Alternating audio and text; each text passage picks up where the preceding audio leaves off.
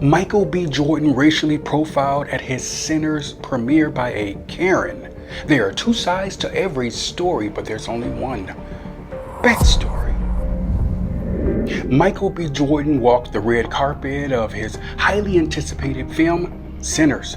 Without notice, Michael abruptly exited the chaotic red carpet and was escorted to a private hall where he could use the VIP restroom. Michael waited patiently outside an elevator. The doors abruptly opened. He climbed inside, noticing a blonde-haired woman standing quietly on the opposite side of the elevator.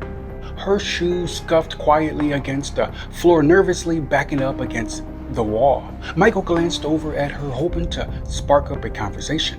"Are you excited for the movie premiere?" She ignored him. Michael noticed the woman clutch her purse tighter. He shook his head in disbelief and held on to his rage like a secret no one else could carry. The bell sounded, freeing both from their silent torture. The elevator doors drew apart, both quickly exiting. The VIP restroom was at the end of the hall. "I don't think you were supposed to be up here." "I beg your pardon?" "Unless you're lost and illiterate, the signs clearly say VIP. Besides, I'm not comfortable with you being this close." "I don't care what you're comfortable with. I have to use the restroom." "Look, I don't have any cash on me." Michael froze in his tracks. "What did you say?" "I don't want any trouble." "You know what? Never mind. You can't go in there. It's for VIP only. I will call security." "Call them." The woman pulled her phone from her purse, her shaking hand struggling to dial for help. The nicely dressed restroom attendant appeared from the shadows. "Mr. Jordan, this way, please." "Aren't you going to do something? He doesn't belong up here." "Ma'am, he's cleared."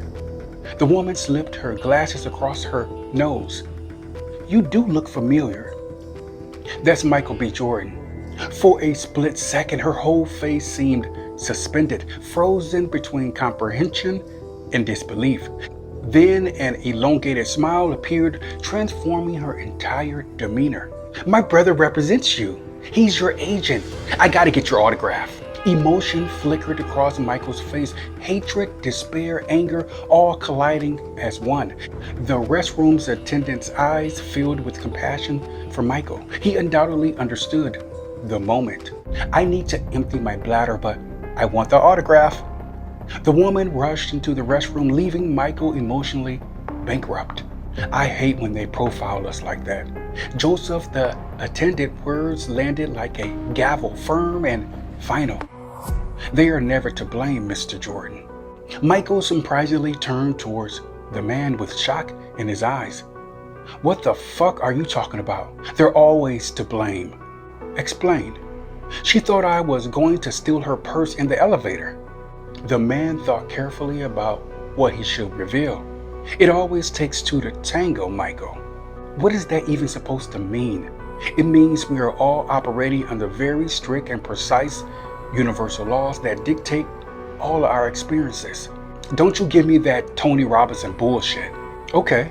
Can you tell me what was your first thought when you saw that blonde woman in the elevator?" "Well, to be honest, I could tell by the way she looked at me. She thought I was going to rob her." "And did she prove you right?" "Yeah, but so why are you so upset when you set the expectation and receive what you asked for? The Bible says, ask and you shall receive." No. This is very different." "No, you asked with your thought and it materialized. It's similar to gravity. You don't know how it scientifically works, but somehow you're able to abide by its laws and not jump from a building."